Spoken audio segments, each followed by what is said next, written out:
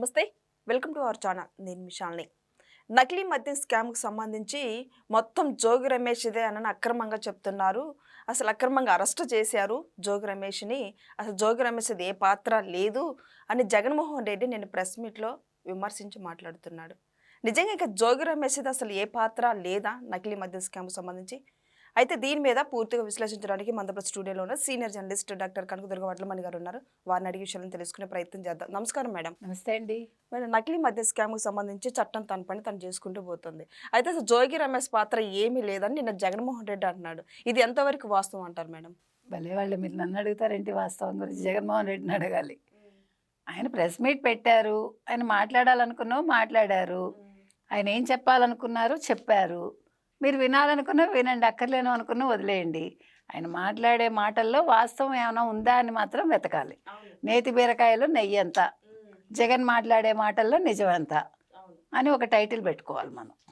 అందుకని ఆయన press meet పెడతాడు. ఇప్పుడు ఏంటంటే ఇవాళ పరకామణి విచారణ ఉంది, సో అందుకని నన్ను వచ్చాడు హడావిడి. పాప అన్ని అంశాల మీద ఆయన కూలంకషంగా మాట్లాడారు. పాప మాట్లాడడంలో చాలా తప్పులు ఒప్పులు కూడా ఉన్నాయనుకోండి.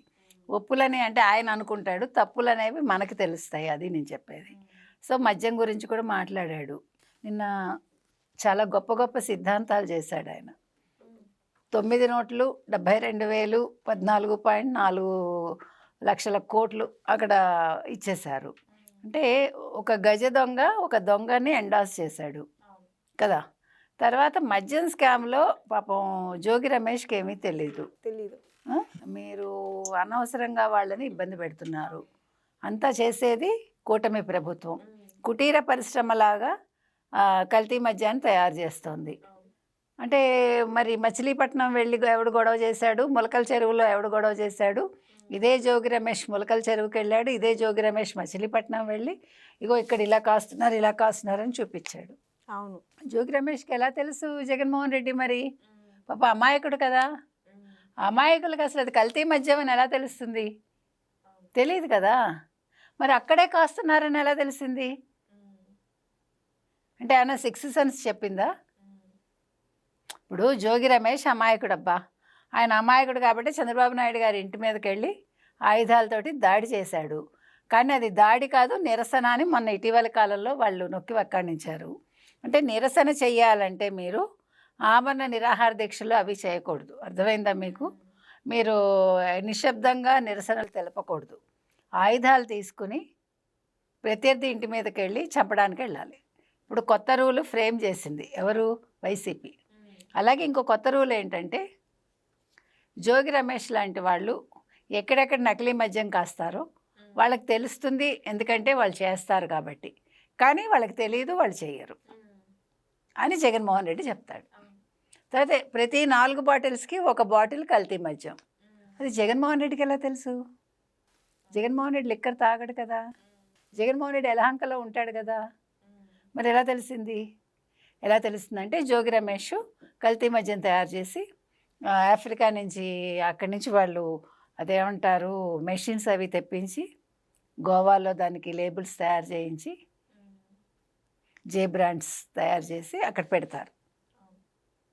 అందుకని జోగి రమేష్కి ఏమీ తెలియదు. అంటే అసలు మద్యం తయారు చేయడం జోగి రమేష్కి తెలియదు, కల్తీ మద్యం తయారు చేయడం జోగి రమేష్కి తెలుసు.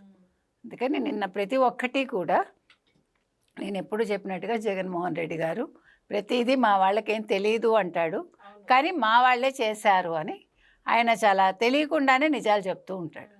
అందుకని జగన్మోహన్ రెడ్డి వస్తే తెలియకపోతే వాళ్ళ కుటుంబం మొత్తం ఎట్లా వచ్చారు మేడం బయటికి? ఇప్పుడు నిన్న జోగి రమేష్ కొడుకులు, జోగి రమేష్ తమ్ముడు కొడుకులు మొత్తం 4 విచారించారు. ఊరికే విచారిస్తారా?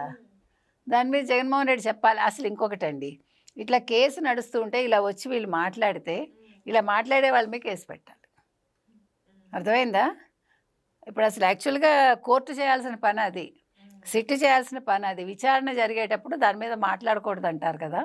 మరి ఏ రకంగా మాట్లాడతాడు? అలాగా ఎన్ని అబద్ధాలు చెప్పాడు, చాలా అబద్ధాలు చెప్పాడు కదా నిన్నను.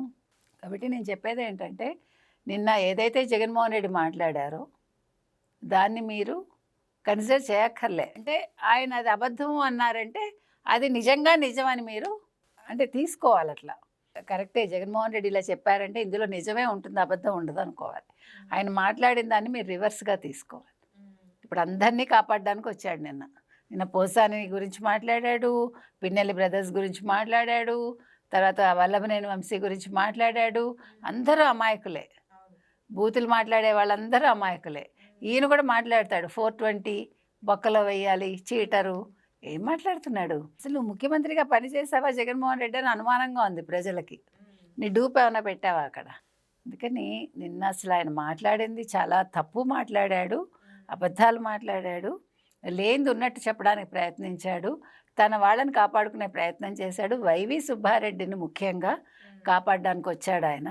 కానీ అదేంటి కల్తీ నెయ్యి గురించి ఏది జంతువు అంటే మరి ఈయనకి ఎలా తెలుసో మనకు తెలీదు.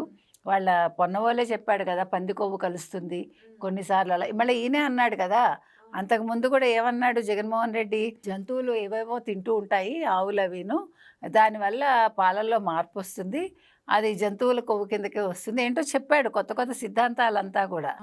తిండి సక్రంగా తినకపోతే కూడా ఏంటవుతుంది, అప్పుడు పాలు సరిగా ఇవ్వవా, అప్పుడు ఇట్లా ఏదో కల్తీలు వస్తాయి, ఏంటో చెప్పాడబ్బా.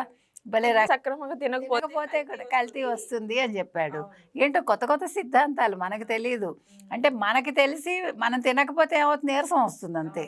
కానీ ఆవులు తినకపోయినా గేదెలు తినకపోయినా వాటికి పాలు కల్తీగా వస్తాయి, అప్పుడు కల్తీ నెయ్యి వస్తుంది.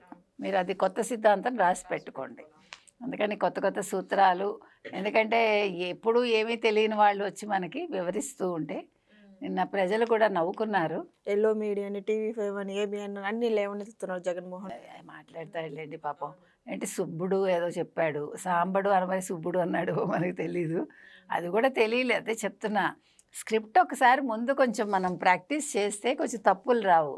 అక్కడికి వచ్చిన వెంటనే స్క్రిప్ట్ తెప్పించుకుని గబగబా చదివేసి ఎల్హాంకి వెళ్ళిపోవాలనుకుంటే ఇలాగే ఉంటుంది పరిస్థితి. అందుకని ఈ నిన్న మాట్లాడిన మాటల్లో లేదు మేమే చేశాము, లిక్కర్ స్కామ్ మాదే అని ఒప్పుకున్నాడు ఆయన ఇండైరెక్ట్గా. తర్వాత జోగి రమేష్ బ్రదర్స్ మీద ఏ నింద వేయకూడదు అన్నాడు కదా, కానీ ఆయన చెప్పాడు వాళ్ళే చేశారని. అది ఆయనకు అర్థం కావట్లేదు. కాబట్టి జగన్మోహన్ రెడ్డి ఏం చెప్పినా మీరు రివర్స్లో తీసుకోమని ఇవాళ మీకు చెప్తున్నా. Thank you.